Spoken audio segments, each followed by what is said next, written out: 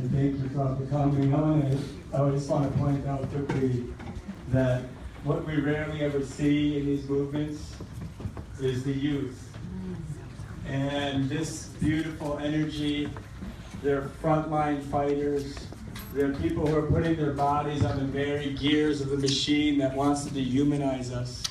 And they're fearless, and they're beautiful, and they're principled. And so I want to thank you all for everything you do. And on behalf of this tribe,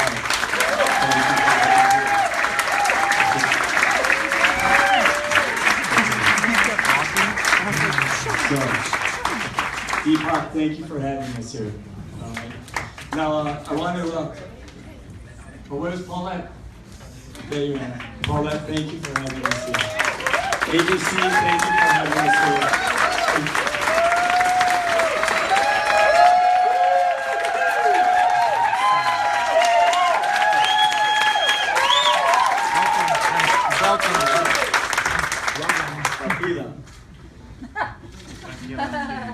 So, quickly, let's get started with the program, but I wanted to say something. 7 years ago,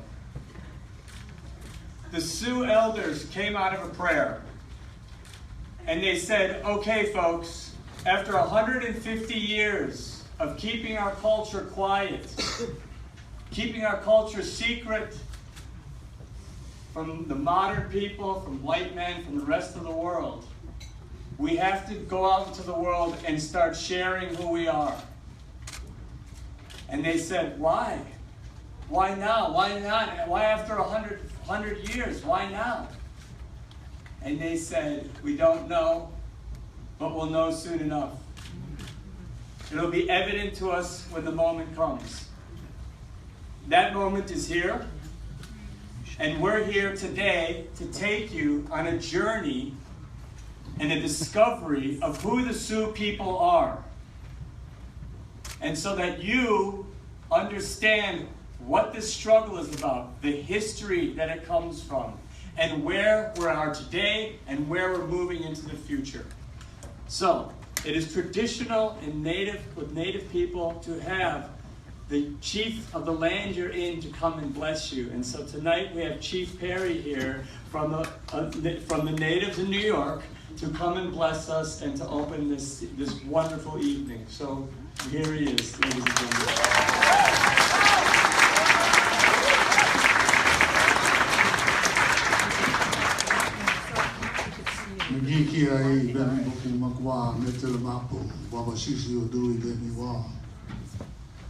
I'm Chief Perry, Iron Bear of the Ramapo Lenape. Our ancestral land once spanned from western Connecticut to eastern Pennsylvania, to north the Raritan, now to the Seneca land, where we've guided the people through the bad times into the west. What I'd like to share here with our brothers and sisters is that now is the time, now is the moment of life, and that this desecration of the blood of our grandmother belongs and needs to be protected by all of us. So what I would like to say in prayer is that I give thanks to each and every one of you in a real good way. Conversely, I give thanks to each and every one of you out here that we may stand in a good way before all. Give you a small history of my people. The Ramapos, you may or may not have heard of the Ramapo Pass, but the first 900 cannonballs fired in the American Revolution were from Ramapo Lenape deposits. The chain across the Hudson was made from Ramapo Lenape deposits. The dome on the Capitol building and the Lady of Freedom above it was made from Ramapo deposits. And so as a child of this earth and a child of this land, I would like to welcome each and every one of you and ask for blessings for all. Anishi, Anishi, Anishi, Anishi, hope.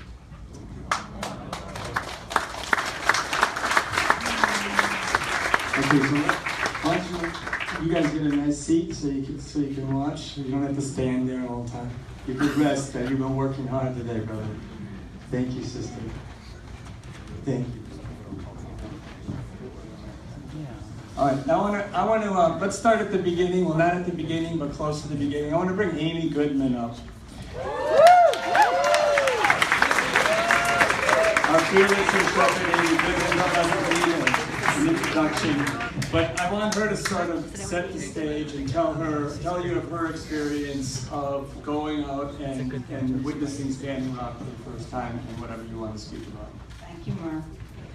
And what an honor it is to be with Native Americans here. You know, the philosophy of the Democracy Now! News Hour is people speaking for themselves. And that is what's precious. I asked Chief Perry when I first came, I said, thank you for letting us trespass on your land. And that really carries from New Jersey and New York to Standing Rock, North Dakota. Democracy Now! First went there on Labor Day weekend, but the first resistance camp started on April 1st, the Sacred Stone Camp, when people stood up and said, we don't have to accept the Dakota Access Pipeline being built through our land. You know, what's interesting is the people of North Dakota didn't accept it. The people of Bismarck and Mandan, they said no. And it was moved without the consultation of the Standing Rock Sioux tribe. So as these camps grew, you know, Democracy Now! Covers movements. We are independent media. We believe that the media is the fourth estate, not for the state. We believe that the media should be covering power, not covering for power. And that we have to cover the movements that create static and make history. And certainly as we watched the standoff at Standing Rock build, we understood this is a powerful, historic movement. Beginning April 1st with the Sacred Stone Camp and then growing from there. One of our friends here was wearing the t-shirt that said Red Warrior. That's the name of one of the camps. And thousands of people came to challenge this $3.8 billion pipeline, the Dakota Access Pipeline that would be built from North Dakota through South Dakota, through Iowa, through Illinois, then hook up with a pipeline that would go to the Gulf of Mexico. It was the largest unification of Native American tribes and nations that our country has seen in decades. From Latin America to the United States to Canada. We haven't seen anything like this. And thousands of non-Native allies. People deeply concerned, not just about their property, and not even just about water, going through the Missouri River, the longest river in North America that provides water to more than 10 million people. But this standoff is about the fate of the planet, climate change. And the movement built as the election season went on. And not one of the journalists, or I prefer to call them news personalities, for example, the debate moderators, not one of them raised the issue of climate change, the issue that will determine whether we even exist on this planet. That didn't stop the Standing Rock Sioux and Cheyenne River and all of the people that gathered. They raised it. For Democracy Now! It was a matter of going to where the silence is. Well, that's silence for the corporate media, because it certainly wasn't silent in North Dakota. People rising up, saying no. We're not going to allow this pipeline to be built through our land. So we went there Labor Day weekend, and we were covering the various ceremonies and the gatherings at the camps, and more people coming from all over the planet. And we covered a group of Native Americans. It was a holiday weekend, who were going to plant their tribal flags on sacred ground, their tribal burial ground. We were a crew of 4. Dennis Moynihan, who's filming, was there. My colleague John Hamilton and Laura Gottesdiener, who is covering the NoDAPL action at Wells Fargo today. And we followed the people about to perform their ceremony, and they found what they didn't expect. The bulldozers were going at full tilt on the property they had just designated to a judge. A judge had said, if this is sacred ground, I want you to show me where your tribal burial grounds are. And they gave the judge the map. And the judge shared it with the Dakota Access Pipeline, has to share it with both sides. They leapfrogged over the land that they were excavating and went right to the burial sites. And on this Labor Day weekend, September 3rd, Saturday, they started digging, and the people said no. And they came up on the property. They demanded the bulldozers move back. We just kept on filming, and the bulldozers were moving back. And then the pipeline security guards unleashed dogs and pepper spray on the Native Americans. Dogs. We filmed a dog with its mouth and nose dripping with blood of Native Americans. The dogs were biting the Native Americans. They don't call themselves protesters, but protectors, water and land protectors. And they were biting their horses. But this didn't stop people. More and more people came. Word got back to the resistance camps, and they started coming in droves, in first scores, and then hundreds of people saying, no, we will protect this land. And we just filmed it all, and we then posted it online that night, democracynow.org, on Facebook. Within 3 days, 14 million views for the media saying we only covered the issues that people care about. Clearly, people around the planet cared. And then every single network that didn't bother to come out to Standing Rock, but now understood how important this moment was, broadcast the video from CNN to BBC, from CBC to MSNBC, CBS, all of the networks, to their credit. And we filmed that day Winona LaDuke from White Earth Reservation in northern Minnesota, who said to Governor Dalrymple, the governor of North Dakota, she said, you are not George Wallace. This is not 1963 Alabama. You cannot do this. We are through. So that was that weekend. And the resistance of Native Americans, the remarkable bravery, just continued and escalated. 5 days later, the North Dakota authorities called out the National Guard and issued an arrest warrant for me. They charged me with criminal trespass. I was thinking, that's very interesting. Were they saying that we're all trespassing on native land? But that would be up to the Native Americans to say we were trespassing, not the North Dakota authorities. I didn't take it personally. I thought this was a message to all reporters. You don't come to North Dakota, which is exactly the message that reporters need to hear. Get here now. A month later, we returned to North Dakota to cover the protests that were continuing, the water ceremonies, and you should see them, the back roads of rural North Dakota led by Native women. And the first thing they do is give out water. Water not only to each other, but to the, and I have to say, heavily militarized police. They've got MRAPs, militarized vehicles, they've got sound cannons, and then as we moved into the freezing weather, the water cannons.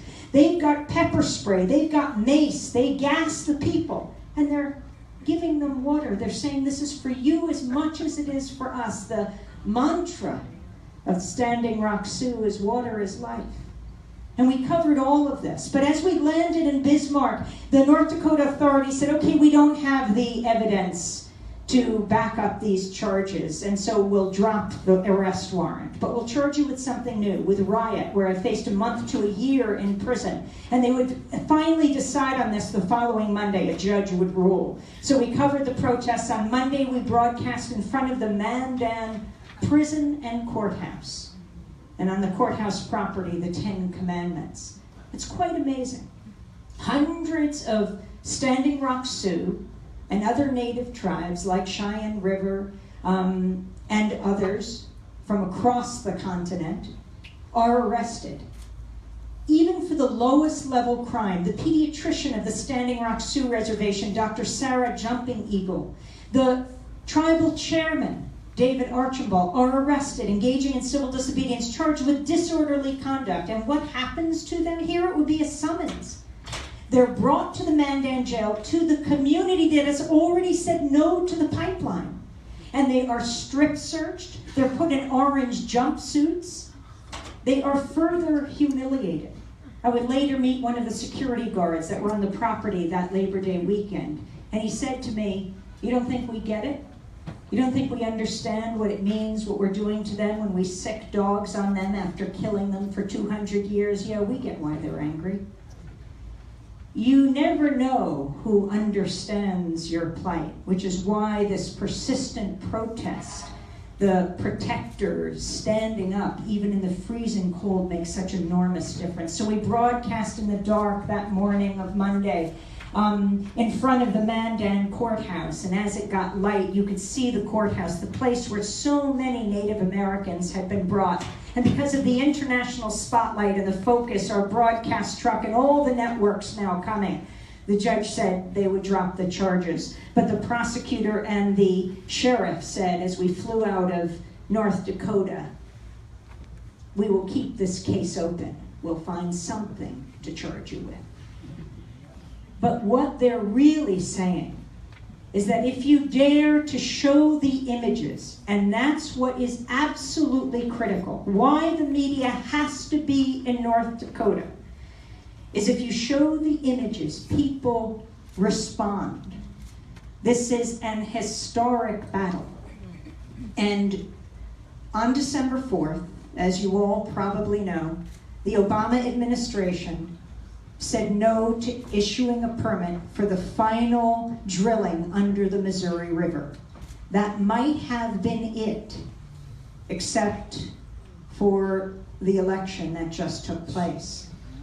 And while at this point the Standing Rock Sioux and others have won this battle, when January 20th comes around, President-elect Trump has made it very clear through his own financial investments in the Dakota Access Pipeline and Energy Transfer Partners, and Phillips 66 and other oil companies that will profit if this pipeline is built, through choosing as his Secretary of State, though this all has to go before Congress, and Congress responds to the people, nothing is set in stone here. Through choosing the CEO of the largest oil corporation in the world, and choosing as his Secretary of Energy Texas Governor, the former Governor Rick Perry, whose campaign chair was Kelsey Warren, who is the CEO of Energy Transfer Partners that owns the Dakota Access Pipeline, who poured $6 million into his campaigns for president. Well, I think the stakes are very clear.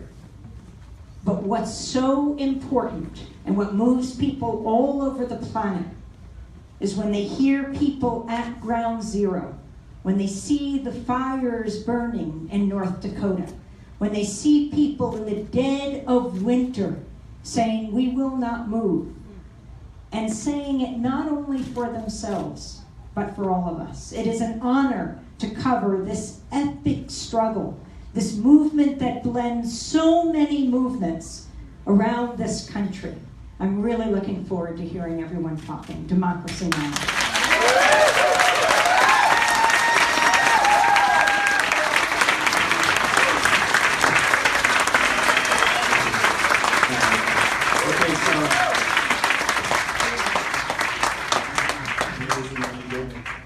So now we're going to do a little Q&A. And me and John Fox are going to be the moderators. We have a long history together. We've been here before. We've been here before, and we'll be here again. But I want to introduce some of the folks that we're with. We have Chase Iron Eyes, who's who ran for Congress against. He's a beautiful leader. He's right now he's living at camp. He's basically in charge of the supply line that brings the food to camp, keeps them warm, makes sure they're safe. And he came out all this way to be able to speak to us tonight. Thank you, Chase. We have Cody Two Bears, Cody Two Bears is a councilman of Cannonball, which is basically Standing Rock. Cody is my introduction to this whole movement. We stayed up one night very late, and he explained to me what he's about to tell you tonight. Cody is wearing this, this, what is it? It's a medallion, okay? On it has courage and bravery, right? I said to Cody, Cody, what does that mean?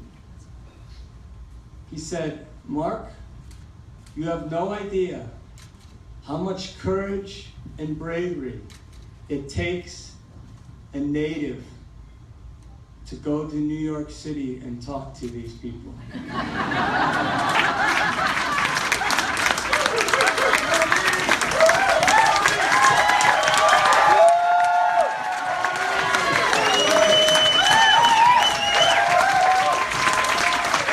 Well, that's funny to us, but that's also deadly serious.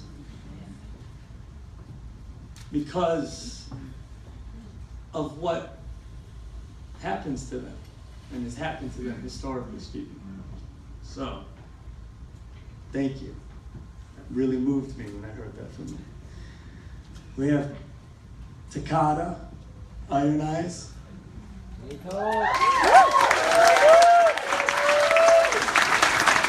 can't talk about Standing Rock without bringing the youth here, because they are the center. When you pray, when they pray around in a circle, the youth stands in the center. This culture has an enormous, deep respect for the youth and their wisdom and their purity and their ideology. And so she's here to join us to tell us about how this whole thing started, which you probably don't know about. We have lovely Shailene Woodley. Who just put her heart and her soul and her love and her body in front of this machine, and he helped to translate to the world and transmit to the world what the world didn't know what was happening. And Shailene, your bravery and your courage and your kindness and your dedication and your love is so inspiring to this whole next generation of people. And I wouldn't have gone without you. And of course, Josh, who's made beautiful films, who's been doing amazing work here at Standing Rock, in social media, in reporting. It's the best. You're at the very height of your powers with this. So let's get started. I should say Mark Ruffalo, who was at the forefront of the anti-fracking battle in New York State. Deserves credit for stepping out and speaking about this from very early on. We have been fighting fracking for nearly a decade. So thank you so much, Mark Ruffalo, for being our champion. I love you. Seriously. Back at I love our country. I love the state. Okay, so let's start. I want to start at the beginning. Not all the way at the beginning, but partially there. I want to start with Standing Rock. How did it come to be? How did this movement that's changing the world, that's brought people from all over the world and their attention, how did this start? Do you know anything about that? Well, being a youth, the people who are... How old are you first? I'm 13.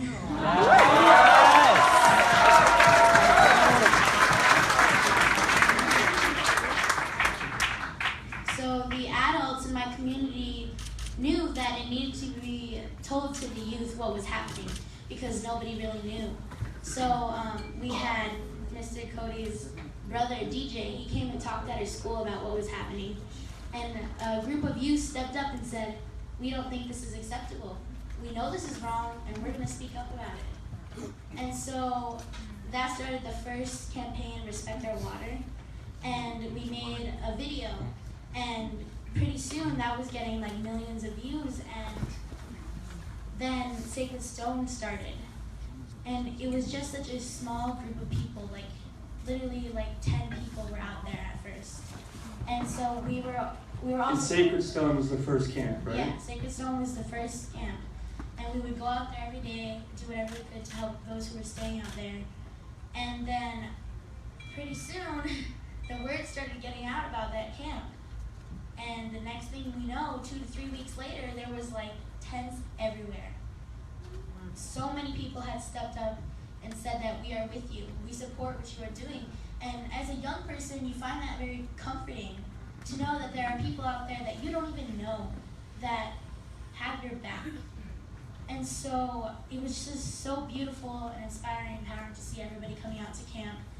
And then it was amazing. When was that? When did you start the camp? In April, right? Yeah, April was when it started. And when did it get big?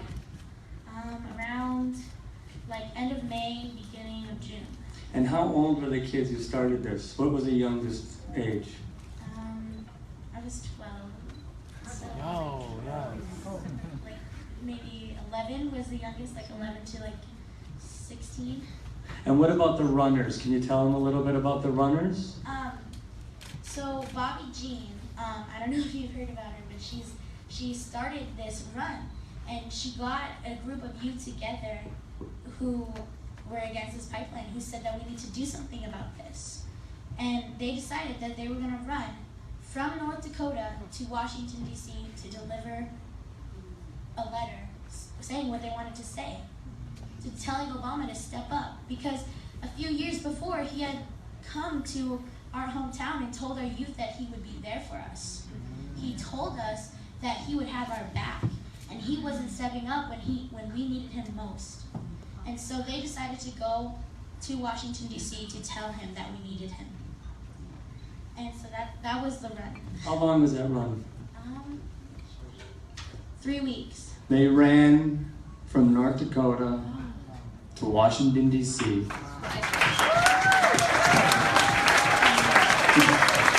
Now, is that traditional? Where does the tradition of the runner come from? That's something your people have done? How did that come to be? Well, in order to get messages from tribe to tribe, from people to people, we would send out runners who would go and they would deliver messages so that we could always have a form of communication with each other. And so that's always been something that's been in our culture. And so like there's like spiritual ones, which that run was a spiritual one. Everybody felt that in their hearts, and it opened up the minds and the spirits of everybody who saw that. So you said spiritual. Do you really into spiritual stuff? I mean, you're 13. Yes. Yes. It's a big part of your life, right? And does this connect to that in some way for you? This movement, the water, does that all have a spiritual significance for you? Yes. The word for children in our language is Lokayaja, and that means sacred beings. And so we've always had that form of belief that children are sacred and that we need to protect them because they are our future. Okay, if you keep clapping, we're never going to get through this night. Let her talk. And so just knowing that, like, being called Wakayaja, knowing that you are sacred, it makes you feel as if you have this duty to step up. And so I felt that ever since I could read, like I knew that I was here to protect this earth, to protect our future. And so I think all of the youth felt that in their heart when this started, that if we didn't step up, then we didn't know who was. So it was an act of desperation for you? Did you feel like you said, if you didn't do it, who was going to do it? And you did. Yeah. And look what you did. Yeah. So maybe you could clap.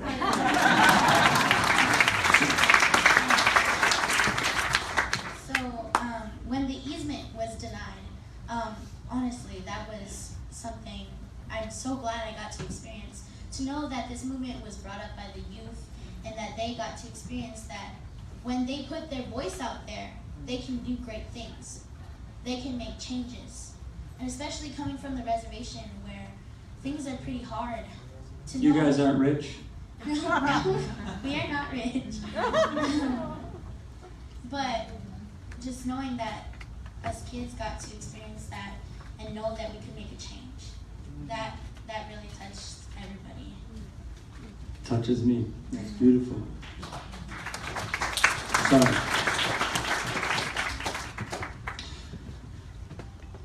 Let's talk about let's talk about the history of the Sioux Nation.